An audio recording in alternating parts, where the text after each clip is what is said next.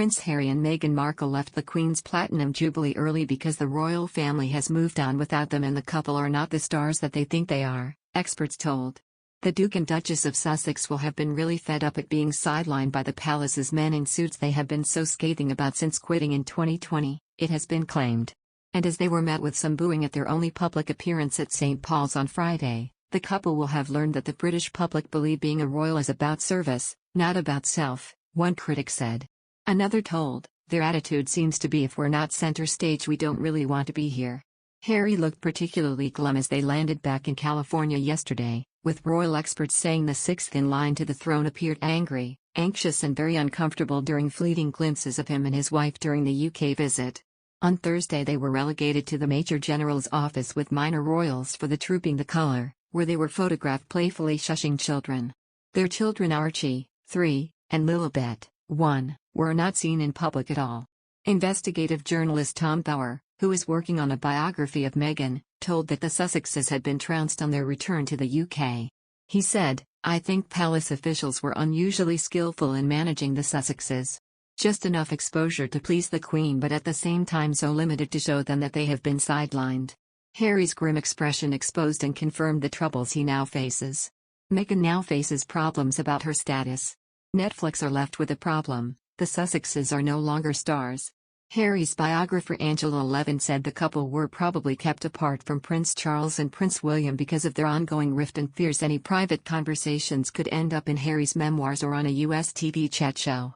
She said, "I do wonder if Harry and Meghan, decided, we've had enough of this, let's go early. I think they were furious.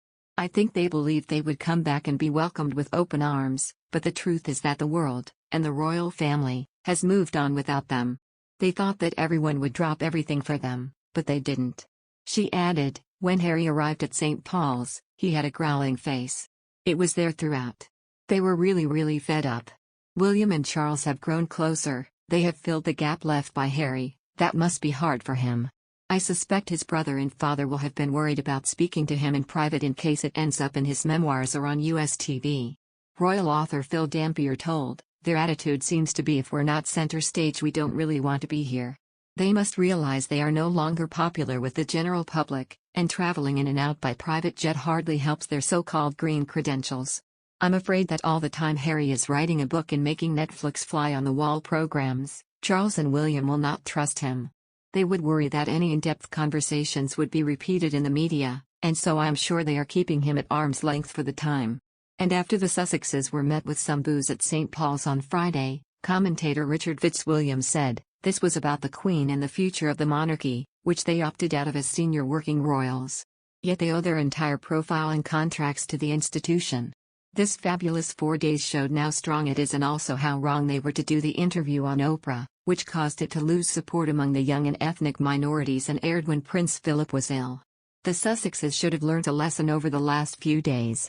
When it actually comes to capturing hearts and minds, it is about service, not about self. On the other hand, Fern Britton took to Twitter and shared her dismay after she took aim at the Prince of Wales. The former This Morning presenter claimed she thought it troubling the Sussexes were sat apart from the working royals. In view of her 113,000 followers, Fern penned, "I understand all the protocols and soft diplomacy employed by the royal family, but for the #POW, Prince of Wales, to allow Harry and Meghan to be so obviously segregated is troubling. A father should have the BS to sit as a family with his 2 children." Her tweet sparked division as social media users flocked to comment on the post. At Stella Branch tweeted, "I thought it was totally right for them to be sat with Eugenie and Beatrice and their partners. Secondary royals." At Babs Rambo commented, "They don't want to be working royals anymore, so they were seated with the rest of the non-working royals. They don't want the responsibilities, they are not entitled to the perks." At Jenny Bar10 wrote, "I wish them well but think they have chosen a path and have to accept some of the consequences. Anyway, it's just a seat in a church." At Raw Platt remarked, "It was not a family occasion, it was a state occasion, and as such H&M were seated accordingly, lucky to get a seat at all in many opinions. You'll be sorry next that Andrew and Fergie had to miss out." Others appeared to agree with Fern's stance, as at Roz for Love said, "I didn't realize it until I saw the photos in the paper this morning, Fern. I found it very sad, and the look in Harry's eyes." At Deborah Dahman shared, "I am with you. The Jubilee celebrations are all about family and community coming together, not segregation or making a point. At the end of the day, all everyone wants is a family united, whatever the politics or the arguments which fade into insignificance when time is running out. At Gerson_Judy commented, "I did think it would have been nice for the whole family to walk into St. Paul's yesterday. At the end of the day, they're still family. Unless the Sussexes didn't want to."